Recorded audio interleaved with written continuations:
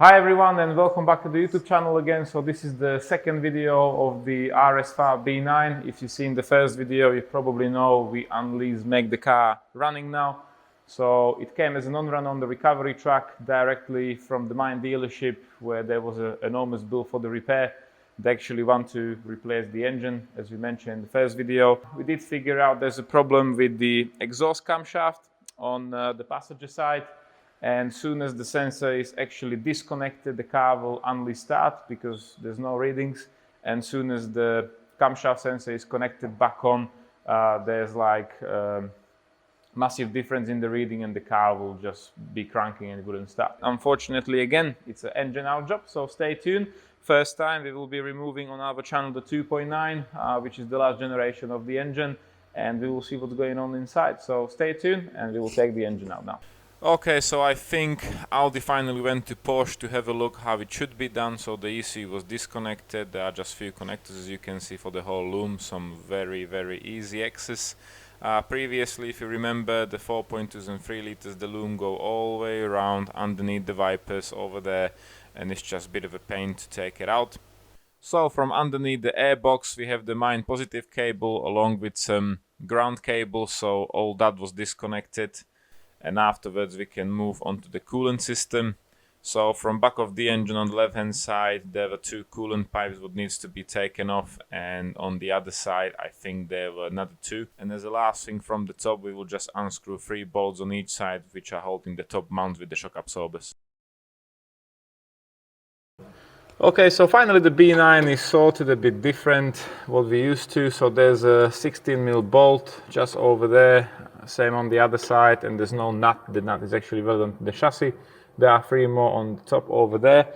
We will take the brake caliper off. We're just going to hang it somewhere over here, and we will drop the whole subframe with the engine, with the hub and the disc. We're probably going to take the disc off as well because it's just too heavy.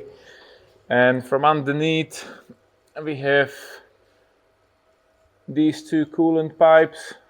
We already disconnect from the top most of the loom and connectors, and I think there will be a few more things to disconnect, like the steering rack and the prop shaft, and hopefully in a few hours the engine will be out.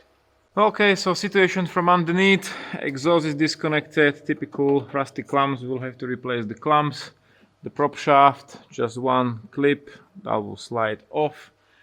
From the passenger side we have air conditioning, this hose from the intercooler, few coolant hoses which were in the way, also disconnected from the engine. The hose from the radiator have to be removed, and there is like a T-connector for the electric water pump coming from the engine, so that was disconnected as well. Over here we have a ground cable, there's the ground cable with the mine positive cable, so that was removed. And another one from the top that's hanging, that's fine. We still have to remove the brake calipers and hang them somewhere over here so they're not damaged. The top is already loosened, so that's fine. And it wasn't actually that bad, and the plan is we're just gonna drop the whole subframe again with the engine on the trolley, and then we will continue from there. Run.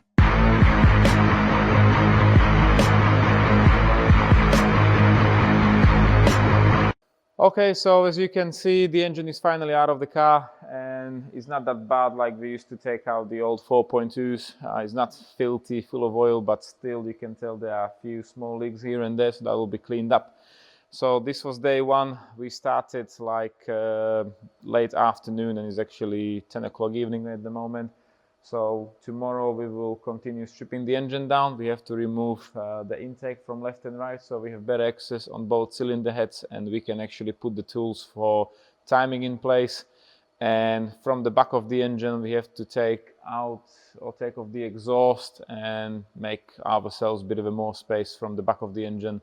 And we will see tomorrow what's actually wrong, what we need to order, what we need to get in to finish the job off. So, and we'll continue tomorrow. The next day.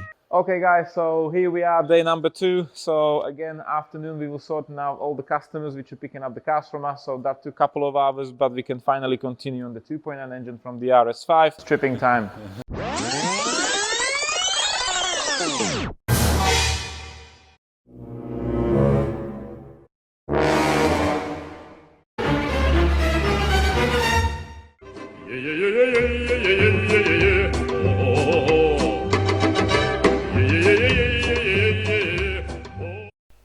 finally managed to remove the timing chain covers and we found absolutely nothing.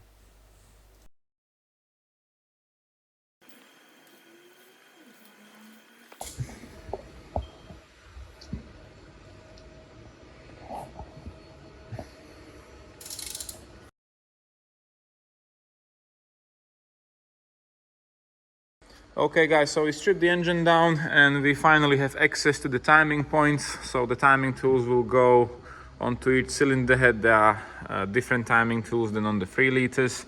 The crankshaft is in place as it should be. So that is lining up with the mark. And this is the cylinder head where we think is the problem. But as you can tell, that's lining up as well, all right. Same on the other side. From the back of the engine, there are markings on the camshaft adjusters and everything is in spec. So there's a mark and that gotta be in between those 2 points, and there's a mark and that's gotta be in between that, and it is.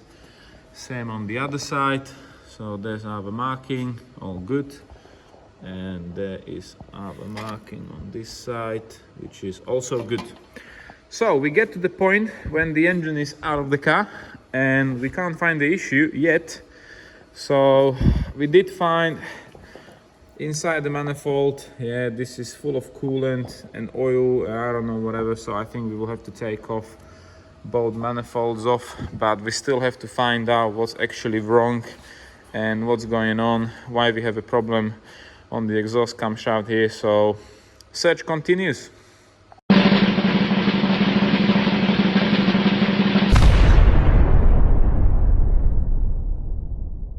We took the top of the cylinder head off along with the camshafts. That's like one part, and look what we found. Game over.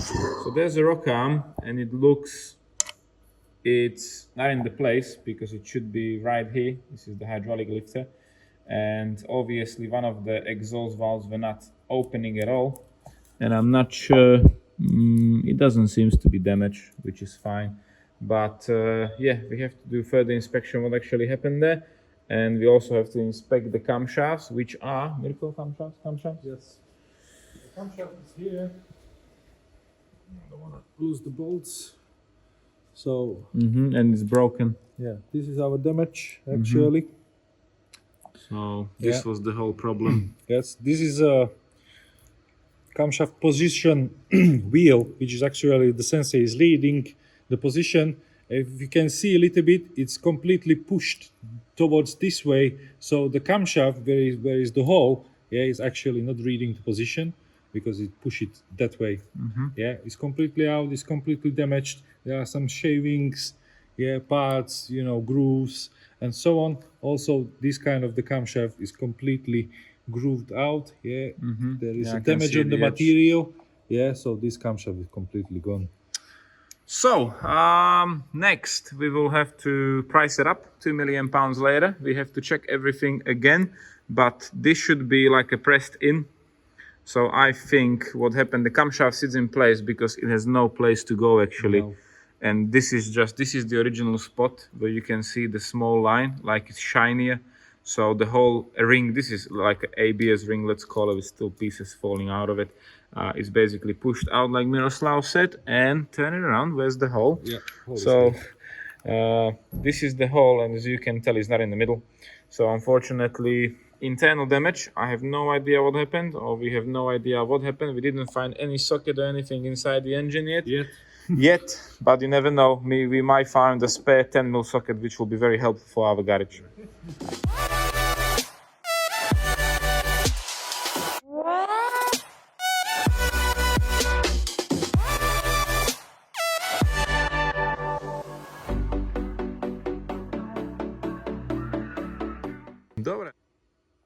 Okay guys, so I'm very glad we get to the bottom of the issue.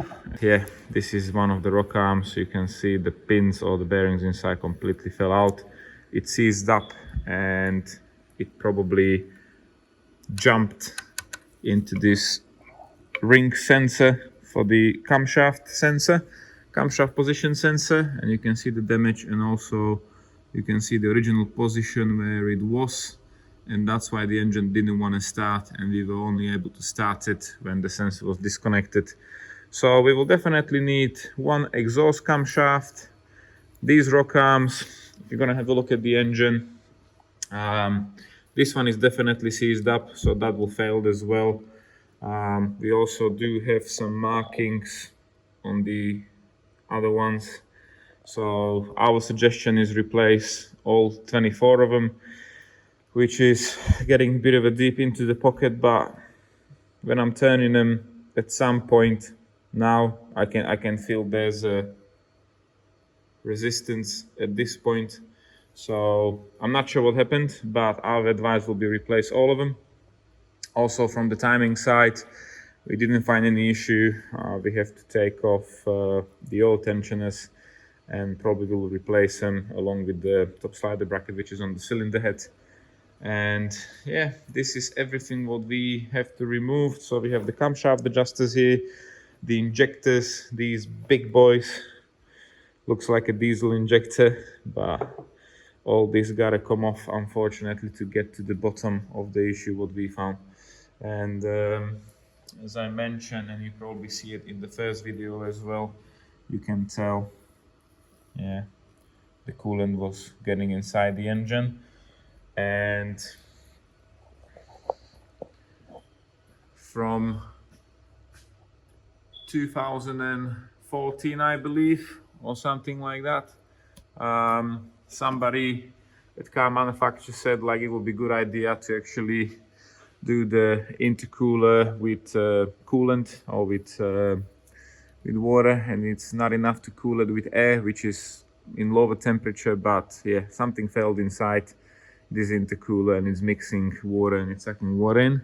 Also, if you're owning one of these cars, or you're probably looking for one, just a very quick advice. I'm not sure if it's already on the forums and somebody already done it, but as you know, these 2.9s don't have dual injection. So unfortunately, there are no injectors before the valves. It's just straight injection going right into the cylinder head. And this is the state of the valves after 47,000 miles on the road. So yeah, you can see clearly the position. I don't think it's possible to actually do the carbon cleaning on the car. I don't know about any chemical process which will be able to do that deep cleaning, so the valves will actually be clean. And just look at the state of them. This is too much for any chemical process. Yeah, this gotta be walnut or dry ice cleaning, unfortunately. So yeah, 2019, I'm disappointed as well, because I thought this platform is probably one of the best engines built since very long time ago. I am probably fan of the 2.7s from the RS4 B9 in my eyes, which was probably one of the best engines ever built and put into the Audi. But yeah, I'll have to make a phone call to TPS now. I have to find out everything from rock arms, all the gaskets, how much is the camshaft, and I have to speak with the owner what he will say, and we will go from there. Okay guys, so I've been on the phone with TPS for a couple of minutes now, and as you can probably tell behind me, the engine is already covered, all the parts are cleaned up on the tables.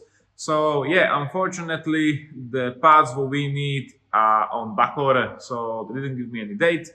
So we'll have to wait probably 1 week, 2 weeks, 1 month, 2 years, nobody know. They will give me an update soon as there's a date when it's going to be delivered, unleashed to the UK.